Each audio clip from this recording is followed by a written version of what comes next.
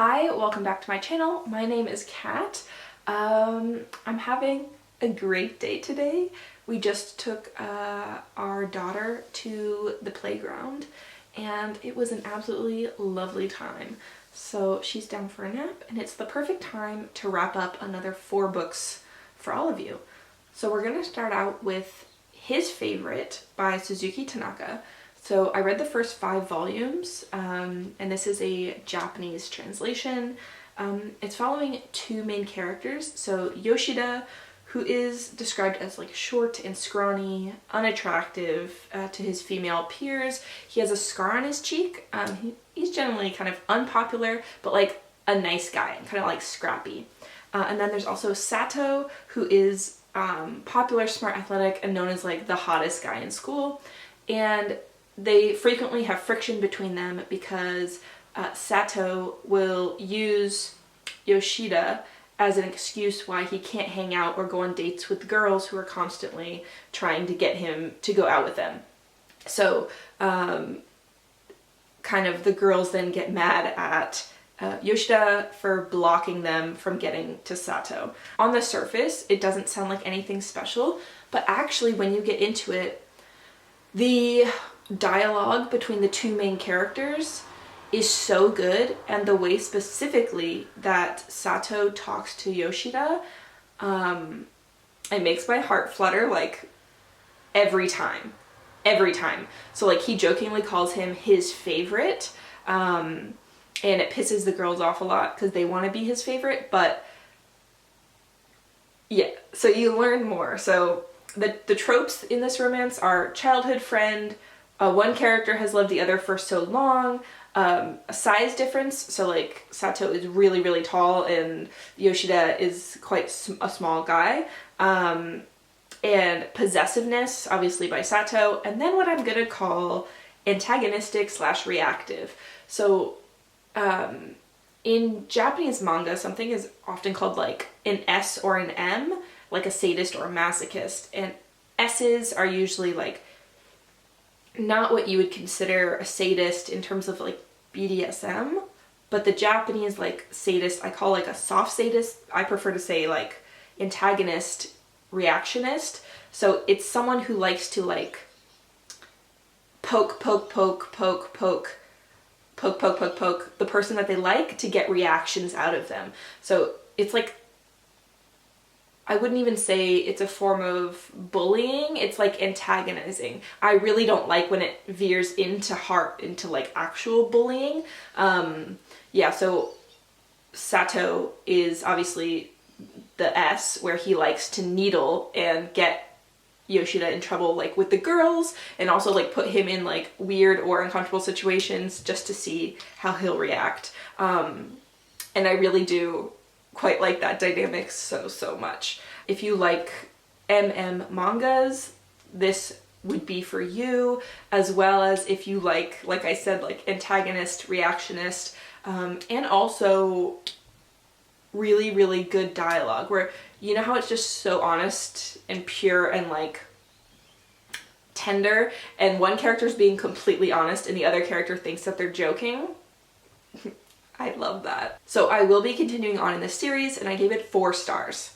Alright, so next I want to talk about Mother for Dinner by Shalom Auslander. So this one I read because of the cannibalism elements. So basically there is Mud, who is the matriarch of this Can-Am, American cannibal family, and she has had 12 or 13, I forget, 13 children. So she has named her children all the numbers that they were born. So we are following 7th, who is kind of the main character. It's from his point of view. And he has married and kind of moved out away from the Can-Am society. However, his mother is dying, and in her last few years she has been consuming massive amounts of food in order to bulk up her body for consumption when she dies. So Can-Am practice is that when someone dies, every member of the family has to consume some of the body for that person's like soul to move on properly, and to continue the line of cannibalism through the family.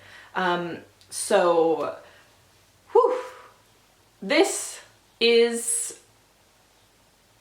kind of different than what I thought it would be. So I thought it was going to be like action, and what it really is the main character is going to his mother, who is kind of on her deathbed, and she dies, and then the family has to decide what to do from there. Do they eat her? Do they not?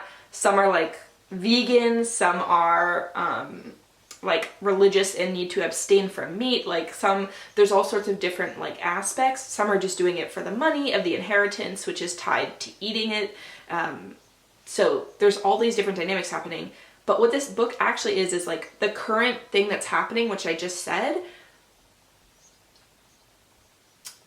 mostly is only like maybe a third to a quarter of the book, and the rest of the time it's info dumping the back history of American cannibals and their like myth and like mythos of creation and coming to America,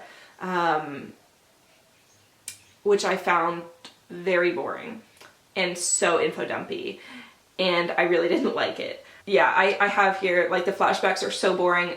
I'm at 50% and I would DNF, but I want to see what they do. So like the only reason I finished this book, and it was basically hate reading it kind of, was because I wanted to see if they would eat her or not. And the author really like keeps you dangling on that hook for, dangling on the hook for like quite a long while.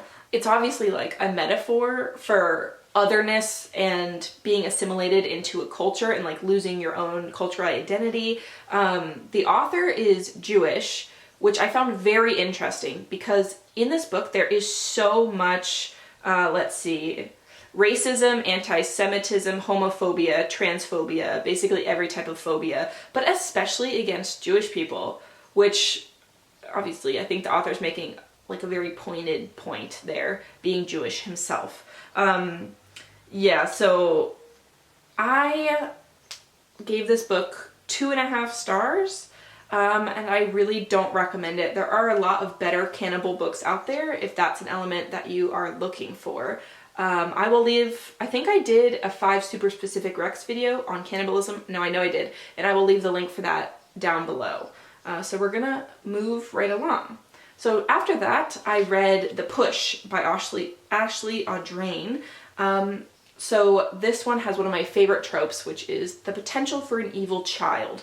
And I know that it was really hyped on BookTube, which made me very nervous. But it was very easy to sink into, and the writing style I thought was just very, what's it called? Page turnable. Like, I think I read this in a day or two. And also the main character is speaking directly to you. So it obviously reminded me of You, the original. Well, not the original, but the first book I ever read that spoke to the reader directly. So this is following a couple who decide to have a child, and they have a daughter, and the daughter's name is Violet. And the mother doesn't really think that she's getting on with Violet. Like, she can't connect with her. She sees her like as a strange being that she's not feeling like the resonance with that other moms seem to have. And you realize as the narrative is going on that like, so Violet is the daughter, then there's the main character, Cecilia, there's her mother and her grandmother Edda, and there seems to be a chain of mothers who can't connect to their daughters throughout the history of the family. So the mother in this, whose point of view you're in, is wondering like if that's just the fate of the women and daughters in the family. But it's very clear that the father doesn't feel the same way. He has no problem connecting to his daughter. So the mother is kind of like, is it just me? Am I being gaslit? Or is the daughter doing it intentionally? And as the daughter grows up and things start to happen more rapidly,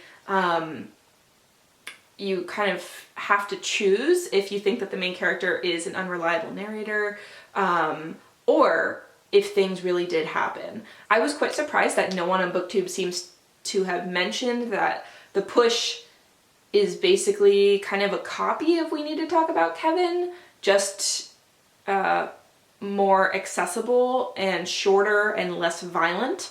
Yeah, but certainly very, very similar for the plot beats, like surprisingly similar. So for that, I'm gonna give this book 4 stars. It was very easy to read, but obviously like other books have done it better. And so for a comparable title, obviously I would say we need to talk about Kevin by Lionel Shriver, but also I would mention Baby Teeth by Zoe Stage, which is very divisive in BookTube, but that book is similar with evil daughter type thing, but has a different twist. So yeah, equally enjoyable, but just different. And the last book I want to talk about today is Wretchedness by Andres Tichy, who is writing in Swedish. So this one is a stream of consciousness whirlwind of like a really gritty growing up in Malmö, Sweden.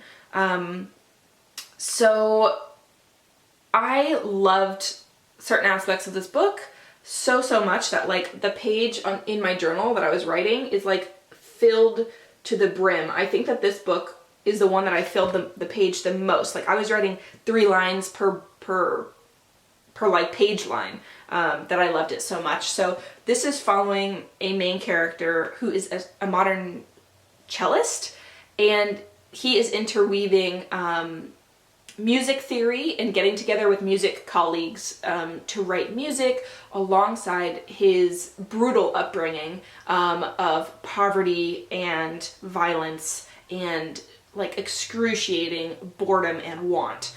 So at first it's being interwoven and things are of a lighter note, and then as it gets more taut, like you can feel things like crunching together, the narrative of childhood gets more desperate and frantic, and the fracturing between reality and the past is so like indecipherable and beautiful. So I thought that this was amazing. I just want to read you a few quotes that I wrote down because I feel like it will help you to explain to you why I love this so much. So like this is a gritty, imperfect book, but it had so much beauty in it as well. And he's talking about how when people die or there's violence, you accumulate all those memories, and every once in a while they pour out of your mouth without being able to stop it. So it says, by necessity it lives, this body, by necessity it moves, in need, on the way to yet another funeral. But it's not mine, not Ponyboy's, not Lollic's, not Derry's. No, they just fell asleep. And if you open your mouth, out it runs, a funeral pulled down towards the ground. It just runs out. These funerals, these people, this wretchedness. I thought the writing was so stunning. Like, huge props to the translator, who is Nicholas Smalley. I thought certain lines in here were absolutely stunning. So he's talking that like his mouth always feels like it's full of iron, of the blood lost, of names and places. He has like a head swollen with blood. So he feels like when he's awake, he's walking in the dreams and the memories of people that have been lost to poverty. And the grind of like growing up in this poor slum in Sweden. So as I said, as it goes on, it moves from like slow to building to frenetic and frantic, and you really feel it moving to like this crescendo at the end. And I will say like the ending was like absolutely perfect, full circle, brilliant, brilliant, brilliant, brilliant, brilliant. I'm just gonna read you some more quotes because I want to, because they're beautiful. Whatever happens, the person you are now is going to die, and die young. Either because you stay who you are, in which case this life will kill you, or because you'll become a different person. You'll always be carrying your own corpse within you. Excuse me? Okay, that was brilliant. I just was blown away, and I wish that this had been my own book. This is a library book, because I definitely would have liked to underline some of the lines in here. The only other book that I thought would be like a comparative title is kind of Antarctica of Love. It's a translated book I read last year or the year before, and it has similar vibes because you're following the present is a corpse who has been mutilated and is decaying along a riverbank, and she is doing flashbacks of her life growing up poor, slum, drugs, as her body decays. So kind of similar vibes-ish. I gave this one 4 stars, 4+ stars, whereas that other one wasn't as high. But I freaking thought that this was amazing. And it doesn't have high reviews on Goodreads, and we will just have agree to disagree, because I thought that this was really, really good. Yeah, so those are the 4 books that I read, and I have already read another 4. So I will be back with a wrap up again pretty soon, and I will talk to you then. Let me know what you are reading and what you're loving. Lots of love. Bye bye.